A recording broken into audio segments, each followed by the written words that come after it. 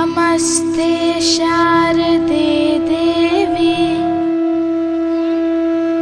सरस्वती मति प्रदे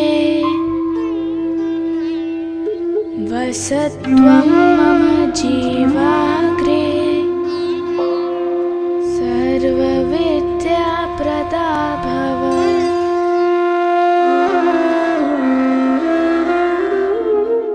जय माँ इंद्राक्षी जय अम्बे। इंद्राक्षी धाम में सभी साधकों का हम हार्दिक स्वागत करते हैं।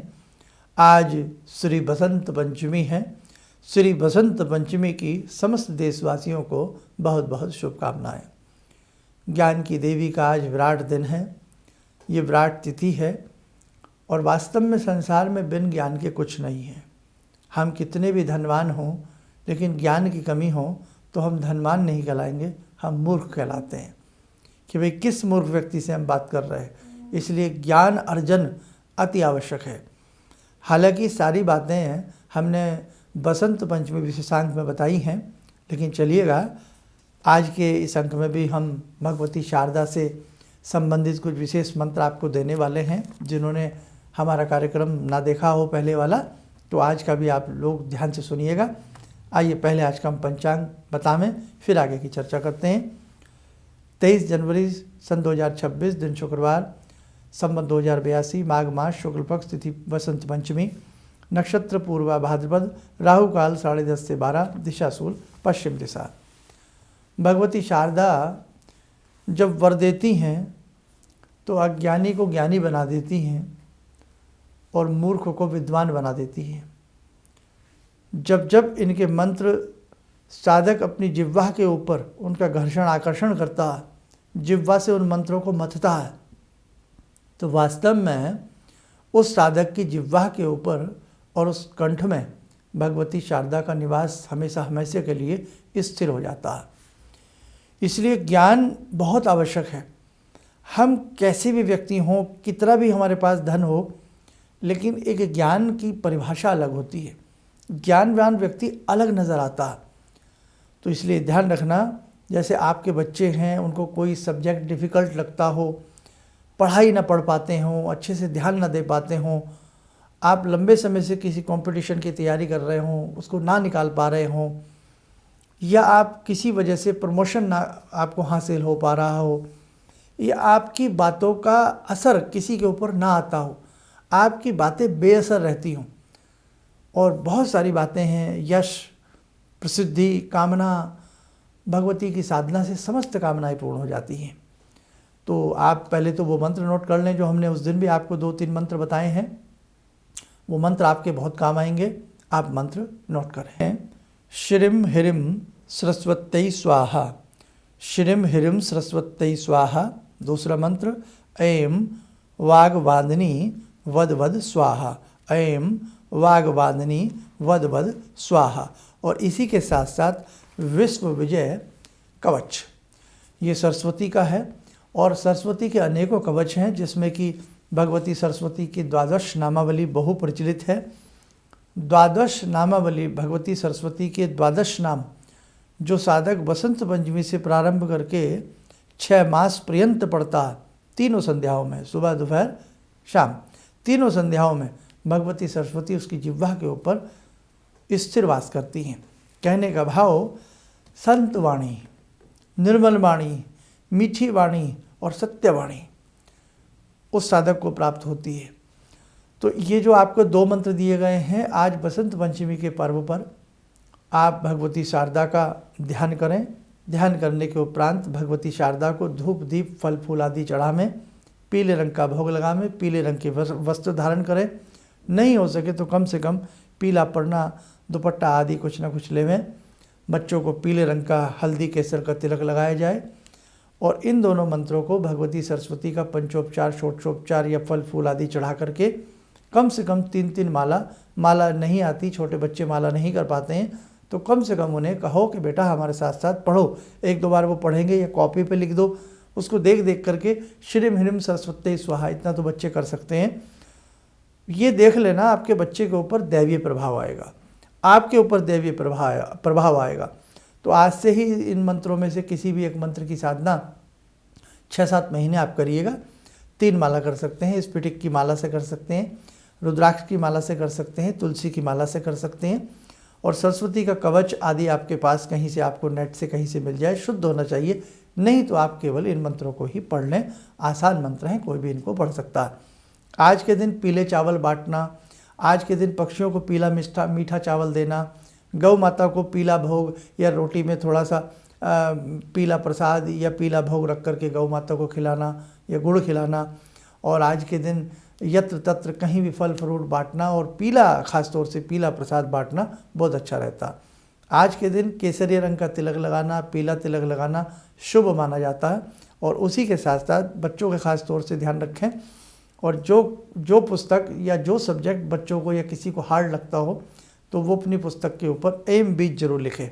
एम AAD होता है ना, ए ऐनक, तो ए लिख के साइड में बिंदी लगाए, एम। और नवारण मंत्र में भी भगवती सरस्वती वास करती हैं, एम ह्रीम क्लीम चामुंडाई विच्चे। तो केवल हम आज के दिन जो बीजाक्षर है भगवती सरस्वती का, ऐम ऐम ऐम, वो भी चलते फिरते अनवरत तरीके से जप सकते हैं। इसलिए बेटा ध्यान रखना, ये तिथियां अनमोल हैं। आपको अपने मरे बगैर स्वर्ग नहीं मिलेगा, आपको अपने कार्य करे बगैर उसका फल नहीं मिलेगा, इसलिए अपना कार्य स्वयं करना ही पड़ेगा। आज हम लालच में आ जाते हैं कि हम कहीं किसी संत जी से मिल लें, किसी से आशीर्वाद ले लें, अपना कल्याण करा लें, मतलब अपने आप मेहनत ना करनी पड़े, हमारा कोई दूसरा ही व्यक्ति तथास्तु कल्याणमस्तु बोल करके हमारा कल्याण कर दे। देखो बेटे, आज की परिस्थितियों में बहुत कम ये बातें संभव रह गई हैं, इसलिए ध्यान रखना। आप कहीं दर्शन जाते हैं, करिए, अच्छी बात है।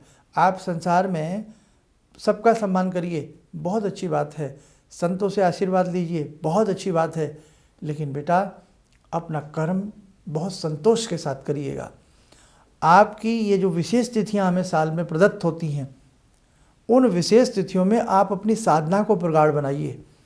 आपको कहीं आने जाने की आवश्यकता नहीं है, आपके अपने घर में ही भगवान उपस्थित हो जाते हैं। कण कण में प्रभु की सत्ता वास करती है, चहुं दिशाओं में, दशों दिशाओं में भगवान वास करते हैं। हर पल हर क्षण भगवान की सन्निधि हमारे उपस्थित रहती है, हमारे पास रहती है, लेकिन हम उसको महसूस नहीं कर पाते। इसलिए आज की विशेष तिथि है, इस तिथि में तो आप भूल कर भी आलस्य ना करें। जितना आपसे कोई यज्ञ हो सकता है, गायत्री यज्ञ हो सकता है, सरस्वती मंत्र का यज्ञ हो सकता है, किसी भी मंत्र का आप आज की तिथि में यज्ञ भी कर सकते हैं। और बसंत पंचमी की एक विशेषता और है कि हमें कोई विशेष कार्य करना हो और मुहूर्त ना मिल पा रहा हो, तो किसी भी प्रकार के श्रेष्ठ शुभ कार्य आज बसंत पंचमी में संपन्न किए जाते हैं। उद्घाटन हो, नींव पत्थर रखना हो, विवाह शादी सगाई, कुछ भी, तो हमेशा ध्यान रखना बसंत पंचमी का पूजन श्रेष्ठ होता है। बसंत पंचमी में किए गए कार्य श्रेष्ठ होते हैं। बसंत पंचमी में दिया गया दान ज्ञान श्रेष्ठ होता है। तो जितना आपसे बन सके आप उसे जरूर करिएगा। अपने बच्चों की पुस्तकों पे हल्दी का तिलक लगावें, ऐम बीज लिखें या श्रीम ह्रीम सरस्वती स्वाहा कहीं छोटा सा लिख दें। और अपने घर में भी आप कहीं ना कहीं अपने गल्ला लौकर तिजोरी में हल्दी का तिलक लगा करके धूप दीप जरूर देवें।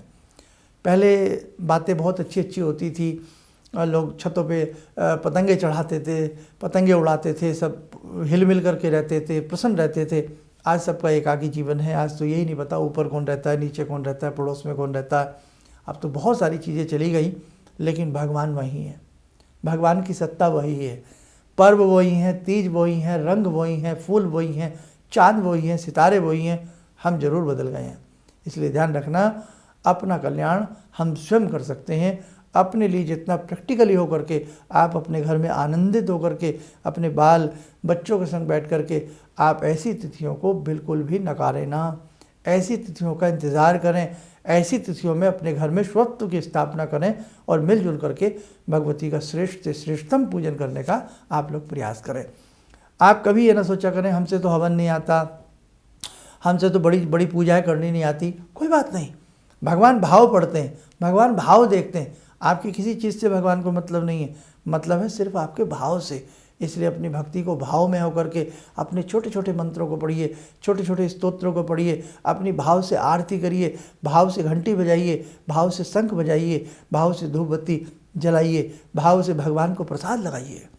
निश्चित रूप से आपका कल्याण होगा और आपकी पूजा में भगवान को तो आनंद आएगा ही आएगा और फिर आपको भी आनंद आने लगेगा। ठीक है, चलिए समय चला आज की ध्यान साधना से जुड़ने का। जुड़ते हैं आज की ध्यान साधना में भगवती जगत जननी माँ जगदम्बा से। ॐ सिन्दूरारुणविग्रहां त्रिनयनां माणिक्यमूलस्फुरात् स्तारानायकशेखरं स्मितमुखी भापेन वाक्षोरुवां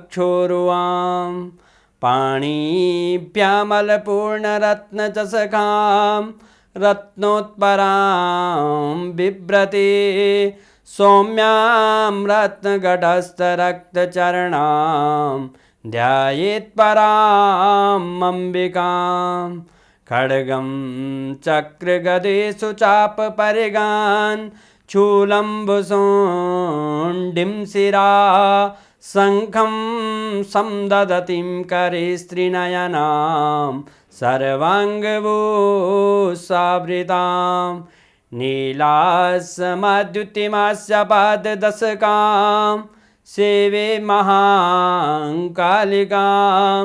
यामास्तो स्वपितैहरो कमलजो हन्तुं मधुं कैटवम् विद्युद्दामसमप्रभां मृगपते स्कन्दस्थितां भीषणां कन्या विहकरवालखेटविलसा धस्ताविरासेवितां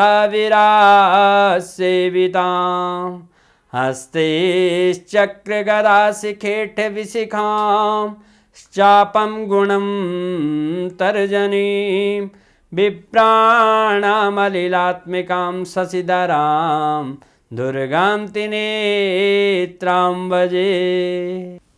कवच बना लें, ध्यान करें, भगवती का शुभ आशीष हम सबके ऊपर बरस रहा है।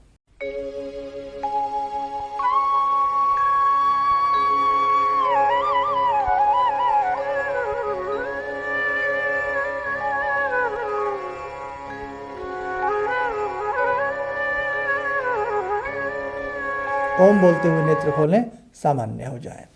और इसी के साथ साथ महीने के दूसरे और चौथे रविवार में इंद्राक्षी धाम में शक्ति उपासना सत्र चलते हैं 11 से 1 के बीच। जो साधक अपना कल्याण चाहते हों और भक्ति से संबंधित वो कुछ जीवन को और गहरा बनाना चाहते हो, वो इन उपासनाओं में जरूर आने का प्रयास करें। और 5 अप्रैल का एक बड़ा विशेष कार्यक्रम है, आप सबके कष्टों के निवारण के लिए है, जीवन में आनंद की प्राप्ति के लिए, सुख संतोष की प्राप्ति के लिए है। तो जो साधक 5 अप्रैल के कार्यक्रम में भी आना चाहता हो तो हम उसका स्वागत करते हैं। ये समस्त प्रकार के जितने भी पूजन आयोजन होते हैं सभी के लिए निःशुल्क होते हैं। आप स्वयं भी आइए, अपने मित्रों को लाइए, अपने परिवार के संग आइएगा। और 5 अप्रैल का दिन जो है वो रविवार का दिन है, छुट्टी का दिन होता है, इसलिए हम चाहेंगे आप ऐसे विशेष आयोजन में जरूर आवें और ऐसे विशेष पूजन का हिस्सा बन करके आप बहुत अच्छे, आपको पुण्य की प्राप्ति होगी, आपका लाभ मिलेगा। इसके लिए करना क्या होता है, सिर्फ अपना नाम नंबर रजिस्टर्ड करा दीजिएगा, कहाँ से आ रहे हैं और कितने साधक आपके साथ आ रहे हैं।